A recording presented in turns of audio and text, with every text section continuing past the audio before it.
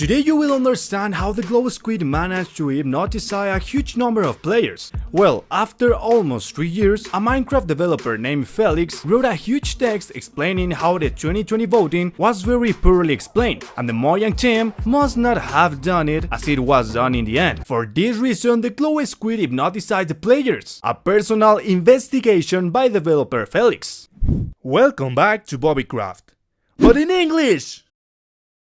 All of Felix's research begins by reminding us which mobs we saw in the 2020 voting: the Moobloom, the Isolayer, and the Glow Squid. The developer tells us that frankly he expected the Isolayer to be the winner, because according to his own words, this mob was the most obvious to vote. We are talking about an evil creature capable of generating ice powers. Any boy or girl would love to have this mob in their Minecraft world. Also, for the first time in all of Minecraft, we would have had an enemy up in the mountains. Felix, it also tells us that the Isolayer was the favorite mob for technical players. Many English YouTubers talk about how the Isolayer was the best mob. All these technical players started to campaign to support the Isolayer, and the arguments were quite valid. Many people said that the Moobloom was useless, since we already had enough cows in the game, and that also having to combine a Moobloom with a bee was not very practical for any player. Also, these players who supported the Isolayer, which was seen to be the majority, started saying that the Squid was useless, and I don't literally blame them. The Mojang team said that the Glow Squid had no function. They just said that it was nice and that's it. That's how it is from the beginning. The Glow Squid never promised to add anything. In the promotional video, the only thing they showed was Jeff and Lady Agnes saying nonsense things. Wow.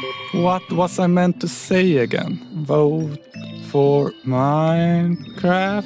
Can't talk, must admire Glow. This mob was so pitiful that even Mojang said not to vote for it. Yes, literally in the ad video they said that listen carefully. Vote for it during the Minecraft live stream, but please don't. It's really distracting. If you think that the 2022 votes also brought useless mobs, the Glow Squid was a real joke. Fortunately, the Mojang team was pretty good to us, as they were perfectly able to leave the Glow Squid with nothing, arguing that in the promotional video they never said to add something, but finally they did, adding a unique item, the Glow Squid ink. Wow, incredible! But seriously, it is very beautiful. Thanks to this ink, we have bright frames and much better posters, clearly being the posters one of their best implementations. Although the funny thing is that the only promise that Mojang made in the promo video was to make the Minecraft oceans brighter, which they didn't end up doing. Supposedly it was going to appear in the darker areas of the ocean. This would definitely add an atmosphere very cool, but in the end they decided to make them generate from below in the aquifers in the caves. And yes, they make the most beautiful aquifers. But don't you think that they should have also kept the promise to make the oceans brighter? At least we will see them longer when we go on a boat excursion, so we wouldn't just see them die inside the caves. But hey, following Felix's research, he asked us a question. How is it possible that the Glow Squid won when it was really the only mob that didn't say any new mechanics at all? Come on, just look at the developer face all rough. He couldn't believe it.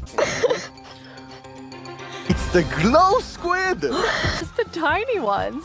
No, I wow. was really not expecting that. The developers were literally freaking out. The developer Felix says that you're surely thinking of the YouTuber who is known for having sabotaged the voting, Dream, who on multiple occasions said that he will follow all those fans who will vote for the Glow Squid on Twitter. Well, supposedly the developer said that Dream wasn't really the culprit, and that actually Mojang himself was supposedly the culprit. Developer Felix tells us that right at the moment when the Glow Squid won, the first thing he did was go directly to his little nephew and ask him which mob would he vote. Felix showed him the promotional videos of the 3 mobs, and his little nephew said that he would obviously vote for the Glow Squid. Felix explains that his nephew answered him as if it were the obvious answer. Then Felix go with his niece. He again asked her the same question, then presented the 3 mobs to the vote, and again the niece chose the Glow Squid. The crazy thing about all this is that her nephews didn't know Dream. The developer Felix was quite impressed, but his research didn't end here. Felix began to investigate some parents,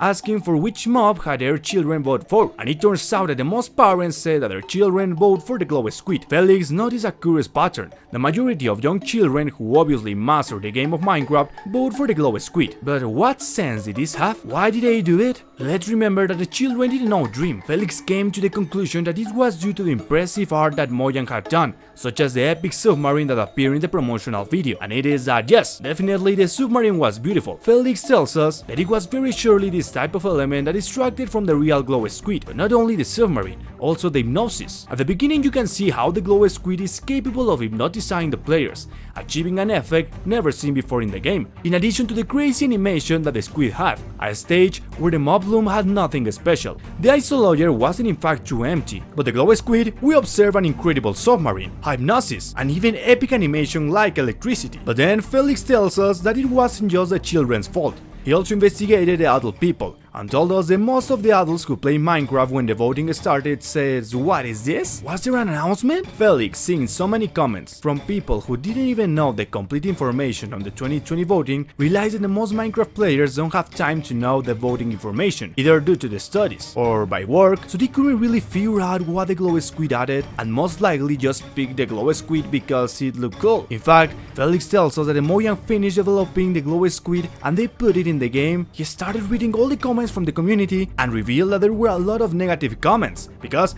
they hadn't implemented a submarine, something that Mojang never planned for this mob. Finally, in Felix's document, he tells us that a large part of the fault lies with the team that designed the promotional videos, since there should be a balance between the creative team that makes the videos and also the information that they presented. Although Felix is an employee of Minecraft, doesn't work on mob votes, and said that all this thinking was told to the Mojang team to be careful with voting, although sadly this bug happened again. In the document, Felix reveals that when he saw the 3 videos of the 2022 voting, he said that he immediately knew that the sniffer was going to win, because the sniffer's video is much more complete than the other mobs. First, they show us a new egg, then a baby sniffer, and then he teaches us his sniffing mechanics. A new Asian plant appears, and even a large sniffer. If we compare this with our videos, we will see that the Rascal and the Tough Golem were not complete. To know everything about these mobs, you had to read the description and also read the web pages. For example, you knew that the Tough Golems were going to be able to stack in a tower? This was hidden in the web page. They didn't show us anything in a video, and they didn't tell us either that it was going to be able to change colors. Even later, another developer said that the Rascal might have unique items, as it will allow the design team to create interesting loot and show the community what it will drop.